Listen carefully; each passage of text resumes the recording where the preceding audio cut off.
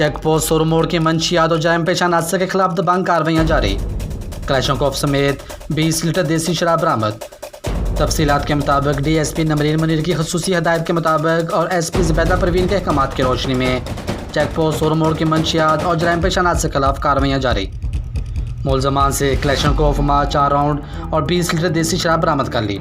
Check post सोर मोड़ के शिफ्ट इंचार्ज राव गुलाम अब्बास ने दौरान गश्त सोर मोड़ के करीब 2 मशकूक अफराद मोटरसाइकिल पर सवार थे। इनको रोका तो मुलजमान मोहम्मद इमरान वल्द मोहम्मद आशिक और मोहम्मद सज्जाद वल्द फलक शेर से तलाशी के दौरान कलेशनकोफ और 4 राउंड बरामद किए।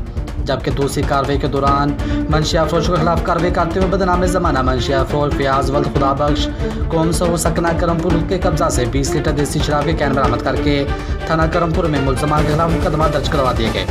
चेक पोस्ट सोर मोड़ के इंचार्ज राय रंगलाही का कहना था कि DSP नमरीन मुनीर की खसूसी हिदायत के मुताबिक जराइम पेशा नासों को चुन चुन कर गिरफ्तार कर रहे हैं। मज़ीद खबरों और तफसीलात के लिए देखते रहिए पासबान लाइव न्यूज़ HD। आप हमें फेसबुक और YouTube पर भी फॉलो कर सकते हैं।